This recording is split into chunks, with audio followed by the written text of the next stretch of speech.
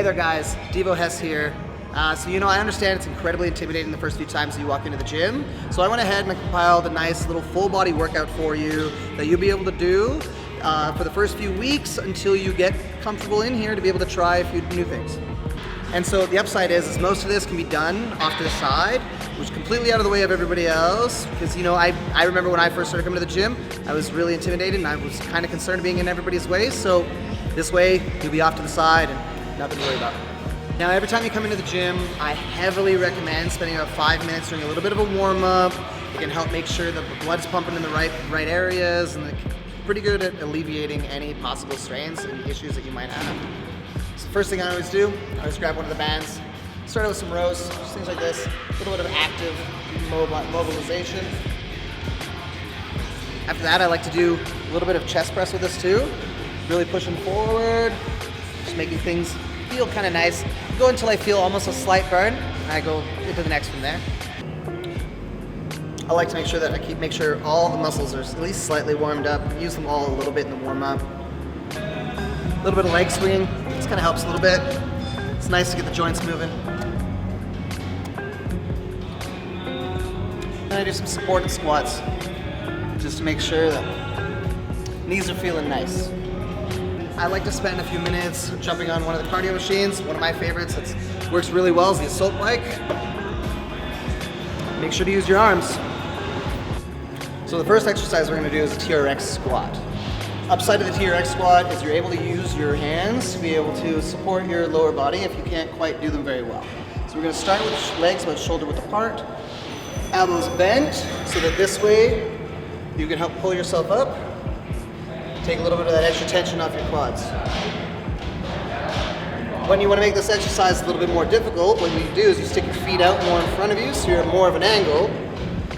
And then we can even straighten our arms out as well, and you can pendulum in. So now you're not using your arms to be able to help lift yourself up either. So, as soon as you're done with the squats, what we're going to do is we're going to jump right into some Trx rows for a superset. Now, one of the upsides to doing a superset is it helps save a lot of time. This way, if you get back to your busy life and everything else. So what we're gonna do is we're gonna stick your feet out in front of you like so, and then you're gonna pull your body upwards. Now, one of the things you wanna do is you wanna make sure that there's constant tension on the TRX band the entire way through. A lot of people, what they do is they fire themselves up, and what that does is that takes a lot of tension off the muscles and then adds a jerking motion. You don't want to have that, because that's what causes a lot of injuries for a lot of people. So take your time, chest up, lift yourself up, and try to drive your elbows back behind you. And you're going to want to take somewhere between 30 and 90 seconds of rest in between all these sets. Base that off of your exhaustion and like how you're feeling of the day.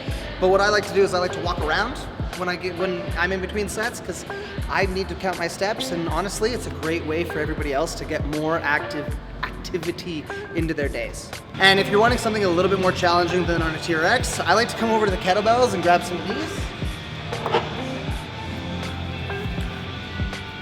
And so for goblet squats, hold it up like so.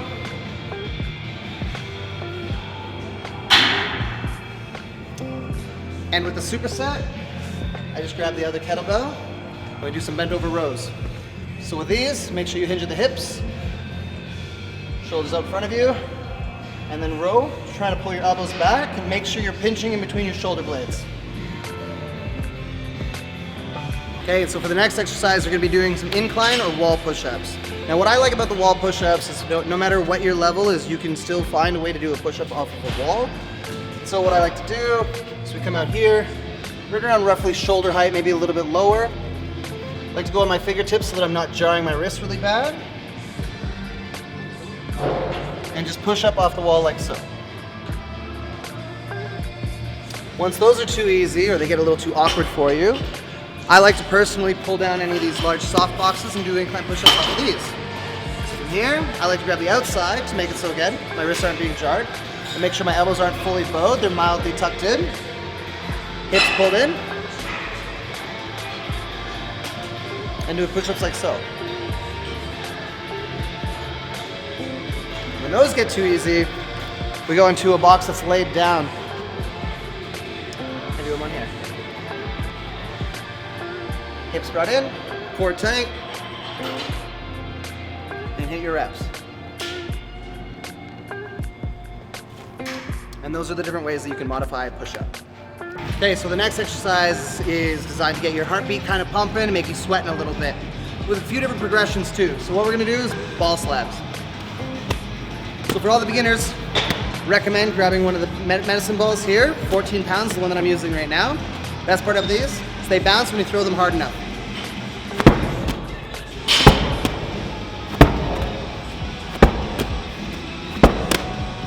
You want to step it up a little bit from there. I like to take lateral ball slabs, starting from overhead.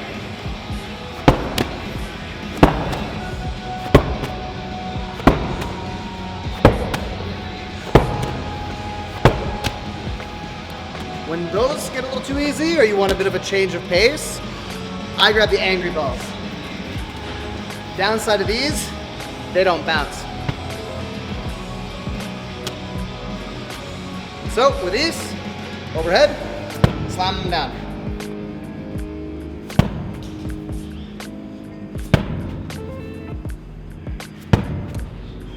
When the ball lands in front of you, make sure you walk up to the ball though. You don't want everybody reaching out like this, because reaching like this in front of you is a good way to hurt your back if you're new in the gym. Walk over top, bend your knees down, chest up, press up, slam it down. And so after the ball slams, we're gonna do some wall balls. And what a wall ball is we incorporate a squat with a bit of like a toss up at the wall. So we're gonna take the squats and then use the momentum coming out of the squat to throw the ball at the wall. As the ball bounces off the wall and you go to catch it, you use that same momentum to go back into the squat. I apologize if I make this look easy.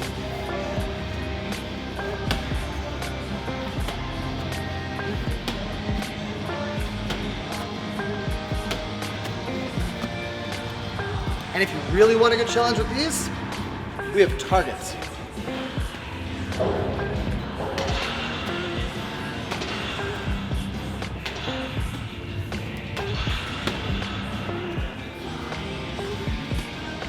Although you're probably relatively exhausted from the ball slams and the wall balls, I got one more to kind of keep that heart rate going. And so what we're gonna be doing is we're gonna be doing reverse lunge to a high knee. Sound exhausting? It's okay, we got ways to modify it for you. So what I do is I like to stand right beside one of these support beams, and then we're gonna do the lunge and the high knee with the leg that's closest to the support.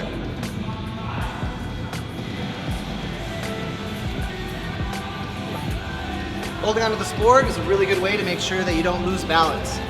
But when you feel that maybe you're okay to not need it for balance anymore, I just like to stand beside it and have my hand here just in case. If I ever lean over to the side a little too much, I can just put my hand on it whenever I need to. Just like so. Now for the last exercise, we're gonna slow things down a little bit with one of my favorite core exercises, the stability ball crunches. Best part about these is they're good for anybody at any level. Even if they look hard, they're not that hard. Sit down on the ball on the very top. What we'll do is you crawl your feet out. As you crawl your feet out, you roll your back onto the ball. Come all the way up. Allow yourself to stretch through your abdomen. And make sure that you always have enough weight in the forward that if you do tend to fall, you're gonna fall that way. Nobody wants to fall side to side. So from here, we just crunch up like so. Think about trying to drive your ribs into your pelvis. One of the important factors to try to make sure that you do is that the ball stays relatively still. Because if you tend to be doing some of this, all you're working is your legs, you're not really working your abs. So now that the workout's done, I recommend getting in a little bit of light stretching, going home and getting a good nutritious meal with high carbs, high protein. And like, follow, subscribe, watch out, keep your eyes open for more content. And if you give this workout a try, leave a comment and let me know what you think. Cheers.